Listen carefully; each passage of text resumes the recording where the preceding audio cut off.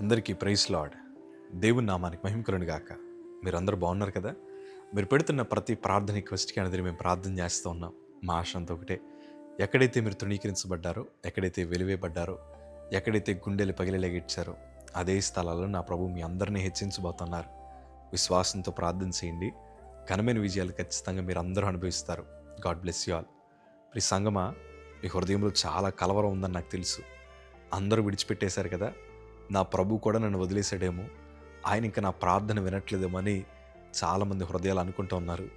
కానీ 2 చేతులు జోడించి చెప్తున్నాను, మీరు చేసే ప్రార్థన ఇప్పుడు వృధాగా పోదు.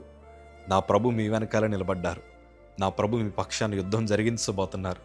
విజయాన్ని మీ చేతులకు నా ప్రభు అప్పగించబోతున్నాడు. ధైర్యంగా ఉండండి. కీడు వెనకాల మేలు దాచిన దేవుడు ఆయన, అపాయం వెనకాల ఉపాయాన్ని దాచిన దేవుడు ఆయన.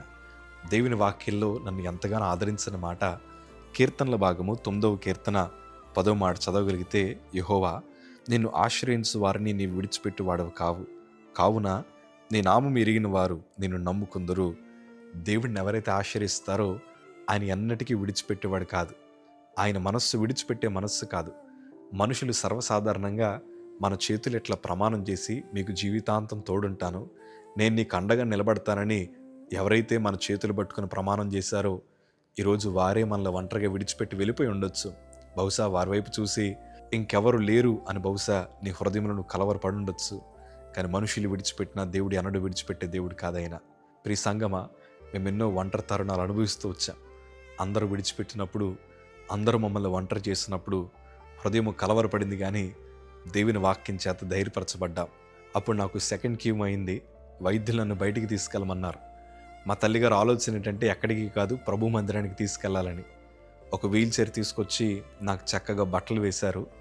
ఆ వీల్ చైర్లో కూర్చోగానే ఎంత బలహీనత అంటే, నా ఎముకల మీదకి చర్మం అతిక్కుపోయి ఉంది. అక్కడ కూర్చోగానే నరాలు నలిగిపోయి విపరీతమైన బలహీనత. సరే, ఓపిక తెచ్చుకొని మేము మందిరానికి వెళ్ళాం. అక్కడ ఉండేవన్నీ చెక్క బల్లలు. మా తల్లిగారు ఓపిక తెచ్చుకొని నా జబ్బ పట్టుకొని ఆ చెక్క బల్ల మీద కూర్చోబెట్టగానే అసలు ముందు భరించిన దానికంటే ఇంకా విపరీతమైన బాధ. కానీ మా తల్లిగారు నాతో అన్నమాట, అయ్యా, మనకెవరూ లేరు, నువ్వు ఎంత ఏడవాలనుకుంటున్నావు ప్రభు సంద్రి ఏడు, ఏమేమి చెప్పాలనుకుంటున్నావు ప్రభుకు మాత్రమే చెప్పు. నువ్వు నా దగ్గర ఏడిస్తే నేను నా ఏడుపుని ఓదార్చలేను, నువ్వు నాకు నీ కష్టాలన్నీ చెప్తే నేనేమీ తీర్చలేను.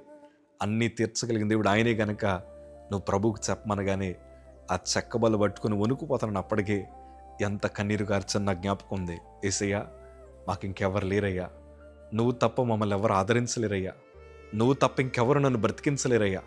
ఎన్నో మాటలు, ఎన్నో అవమానాలు ఇప్పటికే వింటూ ఉన్నాను, కానీ వాటన్నిటినీ కూడా ఘనమైన విజయాలుగా నువ్వు మార్చగలవు నాకు తెలుసయ్యా. నువ్వు మాత్రమే నాకు ఆధారమని నేను ప్రభు సన్నిధిలో ప్రార్థించగా, దేవుని మహాకృప ఆ రోజు మేము ఒంటరిగా ఆ మందిరంలో కూర్చొని కార్చిన కన్నీటిని నా ప్రభు చూశాడు. ఈరోజు వాటిని ఆనంద బాష్పాలుగా మార్చాడు.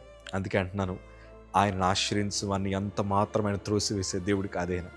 ఈ బలహీనులను బలపరిచాడు ఆయన. ఈ వీడియో చూస్తున్న మీ జీవితంలో కూడా, అయ్యా, మాకు ఇంకెవరు లేరయ్యా, మమ్మల్ని ఆదరించేవారు ఎవరు లేరయ్యా, అందరూ మమ్మల్ని విడిచిపెట్టారని కన్నీరు గారుస్తున్న మీతో నా ప్రభు మాట్లాడుతున్నాడు. ప్రార్థించండి. నా ప్రభు మిమ్మల్ని పడిన చోటే నిలబెట్టిస్తారు. ధైర్యంగా ఉండండి. ప్రార్థన మాత్రం మానకండి. God bless you.